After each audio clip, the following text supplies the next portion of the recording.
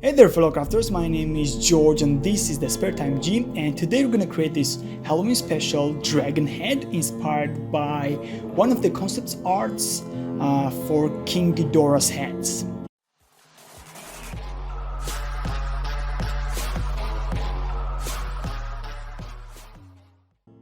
By far, this is the most detailed version of dragon heads I have ever created, and I thought that this would have been an awesome addition to my Halloween series. I stumbled upon this concept art by accident when I saw these ideas the development team had for the King Ghidorah, and this was quite an odd looking creature with very pale skin, this weird looking head with descending face features, like nose was short, then the lip was longer, and the jaw and the lower jaw was much larger than the upper one, and the skin was kind of strange looking at the same time. So I wanted to recreate these features in my bust for this dragon head, and the first steps to create this guy will be, of course, to create the base for it. I'm not really using any kind of wiring. The base is created simply by covering the paper sheets with the clay in order to make them lighter as much as possible. Jaws, and more specifically teeth, are the most important things at this scale. When you're doing the bust of a predatorial animal, it needs to be on point, unless the creature will look quite peaceful or stupid, not as dangerous as you would like it to be. So the jaws and the teeth, inner parts of the mouth, are going to be the first thing I'm going to work in detail and create it before adding other kind of layers for head, neck, and so on. This was because I wanted to create the teeth parts as comfortable as I could, whilst there is nothing else I can damage by holding the creature in the position I want it to be. And at the same time, this creature has 2 rows of teeth, so you need to create the one, then cover the outer layers of the mouth, and then attach another parts. So that's why this is going to be the first layer of the skin for the creature, so you need it to be created the first. Once you're done with the mouth, then you can work with other parts of the project as much as you desire. I have also incorporated this tongue in the mouth as well, and be sure and make sure that teeth are as sharp as possible, and be very careful near them once you're done with it, because more or less they are still protruding despite the design not having that much larger of the teeth. They are still protruding from the mouth, and it is quite easy to accidentally hit them and bend them, and if the teeth are bent, it's really very difficult to fix them. So after you are finished with these initial phases of the head, you can start working onto the neck, or in our case this is the body as we have. And I'm starting this thing by applying this white pale clay onto the base in order to blend them seamlessly as much as possible into the neck part of the creature. To be honest, white color is not very common in dragons as much as I can remember.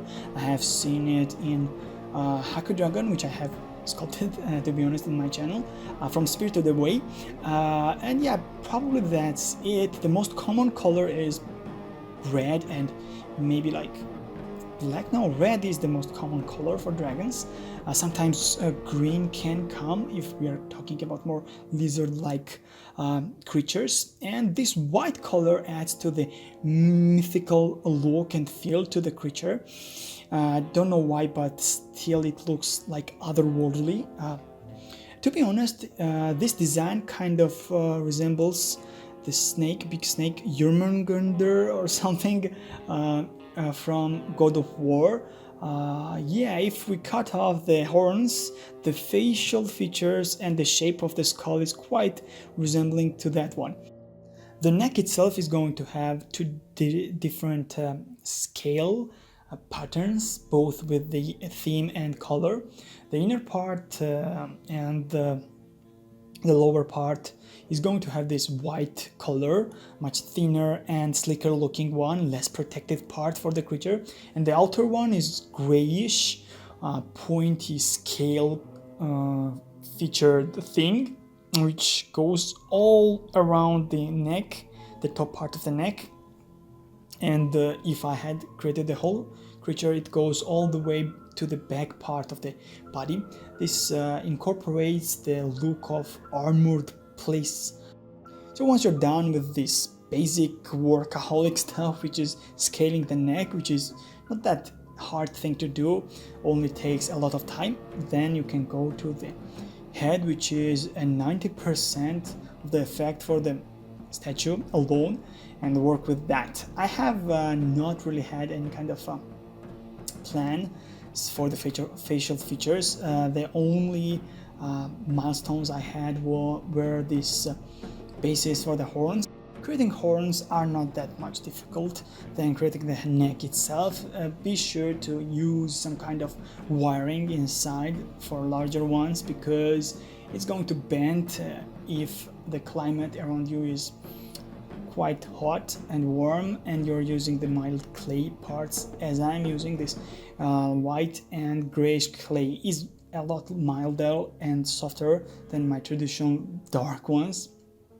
That's why I have incorporated 4 copper wires in order to create a space for the horns, which are awesome looking by applying these gray spirals around it. And tentacles are much easier to create. Just roll up some clay and chop them into similar sizes for each side of the head and attach them to the creature. So don't forget to add scales onto the face. It really adds extra 10% to the look of the creature, and at the same time makes the transitional phase and blends in much better to this all bulges and protrusions parts of the neck and horns at the same time. And this transition in between phases are much more smoother and awesome looking. Once you're done with everything, use some kind of a rubber tool in order to blend these places together, in order to blend the different colors of the mouth with the skin, and also don't leave any kind of big cracks and openings on the places where they do not really need to be. Once you're done with that, just add some points, as I have done, in order to get more details to the neck and the base at the same time. And finally, our creature is finished. I'm quite happy with this version. It took a lot longer time than I was expecting, but at the same time it looks much better than I was hoping for. To talk about the design itself and how happy or disappointed I am in it not being featured in final cut of the movie. Yeah, I'm kind of disappointed. If you Google these images, you will see the whole body version of this design, and it looks much more menacing, otherworldly and alien, much more dangerous. And yeah, but to be honest, it is a bit too much different from the original version. And the thing we got is gold standard in between, being not so different from the original human puppet version, and at the same time incorporating these cool features of modern sci-fi dragon. So yeah, I hope that sometime in the future we will get another adaptation of the Godzilla, and this kind of a more alien design will be featured in that. Thanks a lot for watching. I hope you enjoyed this project as much as I enjoyed making it. It was quite fun and will be a nice addition to my Halloween project series. I hope you liked it that much as well. And yeah, have a nice day and see you next time. Goodbye.